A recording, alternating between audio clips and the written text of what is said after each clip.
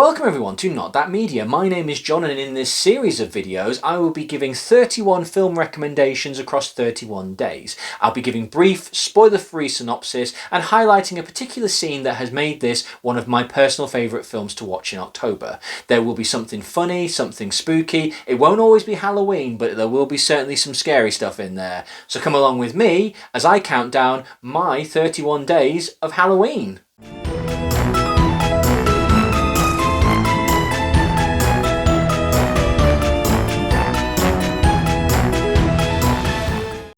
In 1987's Night of the Demons, it's Halloween night and Angela is throwing a party, but this is no ordinary Halloween party. Everybody's headed to Hull House, a deserted funeral home formerly the lair of a mass murderer. But when the partygoers decide to have a seance, they awaken something evil, and these party crashers have a thirst for blood. So now it's a battle for who can survive the night in Hull House. So we're now on day 16 of my 31 days of Halloween. If you've been following along, firstly, thank you very much. And if you're new here and this is your first video, thank you again. And please do go back and have a look over the previous videos, like, subscribe and share with your friends. Now that we're past the halfway mark, I think it's time to start to dial up the horror and the Halloween tone of these movies. As I say in my introduction on each video, I do want to do something that's a little bit for everybody, and some things that are not necessarily Halloween orientated, but evoke the feeling and the style of the Halloween season. And sometimes you just want to have a little bit of fun on the road to Halloween. If you watch 31 Halloween movies, I think you can probably get a little tired of that. So a little bit of something for everybody, a little bit of variety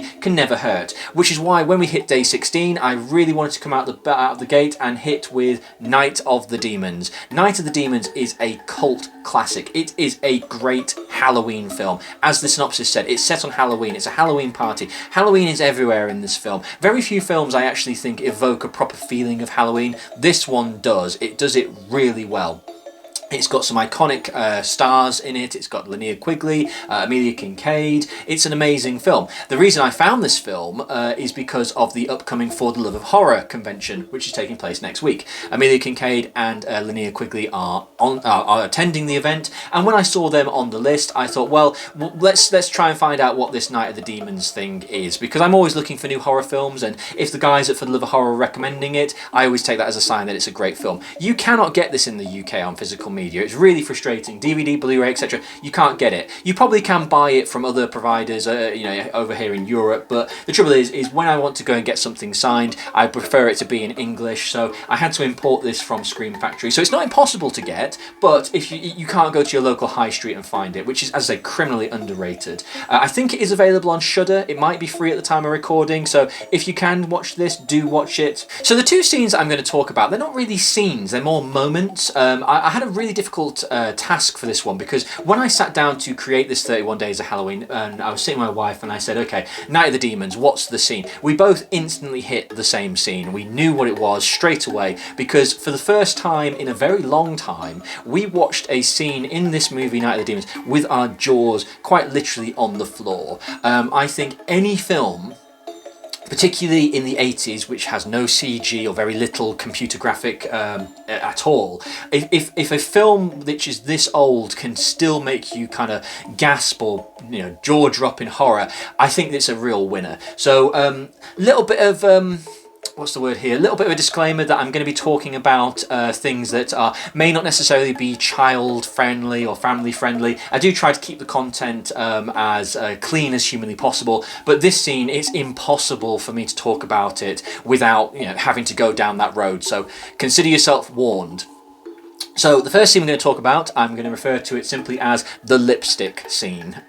Once the demonic possessions have begun, Linnea Quigley's character becomes possessed, and she's an amazing actress. Please do go and check out the Linnea Quigley For the Love of Horror video I did, where I talk about this in a little bit more detail. But when she goes from being the ditzy kind of bimbo-y character to this very cold, dark character when she's possessed, it's genuinely creepy. But she wanders off, and she's there in her Halloween outfit. It's kind of a pinkish kind of setup. It's a bit of an odd one. She sits down and she has this lipstick.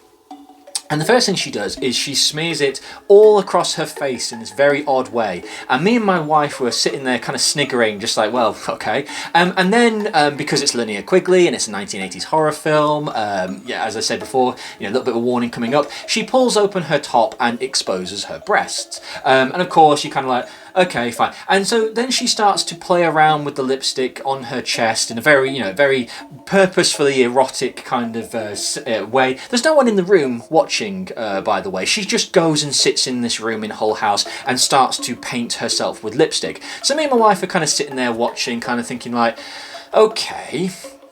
And then she does this thing where me and my wife were just total jaws on the floor, where she leads the lipstick to her nipple, and she then, on camera, in shot, no CGI, clearly obviously a prosthetic, she then proceeds to push the lipstick into her nipple. Now when I say in, I mean literally. This thing goes into her chest, she then pushes it in, moves her hand around slightly and pulls her hand out, and the lipstick's gone. It is a magic trick, is probably the best way to describe it. And me and my wife were both sitting there just like,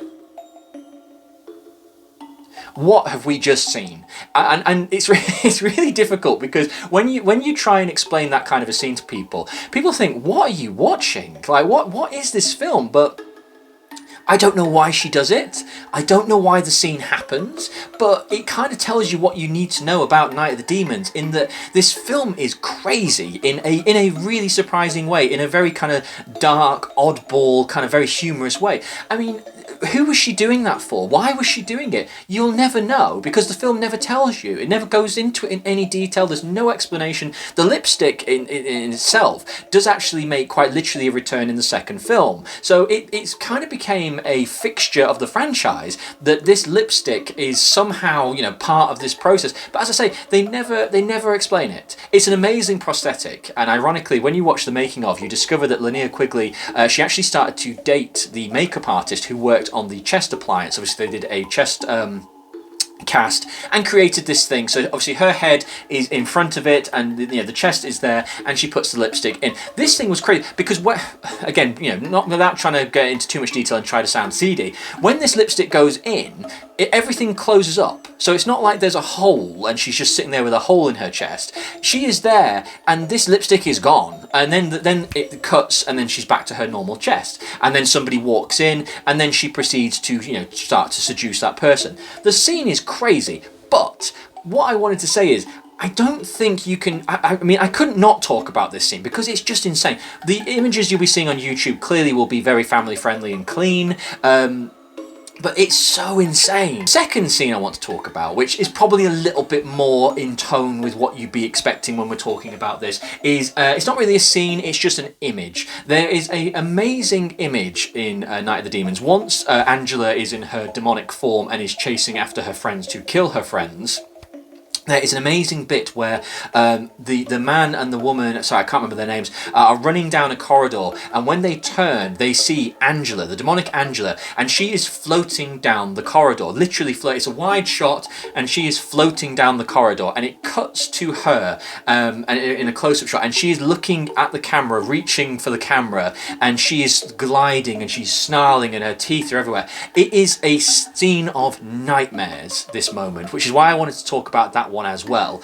I think if you see the iconic image of Amelia Kincaid's Angela floating down the corridor, it is an amazing moment. When I was younger, for reasons that I don't know, because I've never seen this film until tonight, I had seen that image before from somewhere. The scene, image of Angela floating down the corridor, reaching for the camera, snarling and looking really scary. I remember when I was younger, it terrified me, that image, and I think it's so well done. It's so simple, it's all practical, it's an amazing piece of cinema. I think it's well worth your attention. The film itself is a fantastic film. It was a labour of love, Night of the Demons. It was made on a shoestring budget. The whole house is spectacular, but then you find out that was a real dilapidated property. That was, it was dangerous working and living and filming in there. So everything is perfect about Night of the Demons. These two scenes that I'm talking about probably don't showcase it quite in the same light as it should do. It's an amazing film. Great sets, great demonic makeup, great kills, brutal kills, real good sense of humour, real good dark sense of humour. It's winking at the camera, not in a over-the-top kind of meta way, you know, like fourth wall breaking, but it knows it's a Halloween film. It's got trick or treat is the way to look at it. You know, it's got everything you need to know. It's really well done. Strong recommend, great film. This will be in my annual rotation every year. The lipstick scene is one of the damnedest things I have ever seen. Me and my wife were both in shock. And if you watch this film, that is the scene that you will be talking about with people. So, great film, great time, strong recommend. Until next time, stay scared. Enjoy your lipstick, doll face. Good night.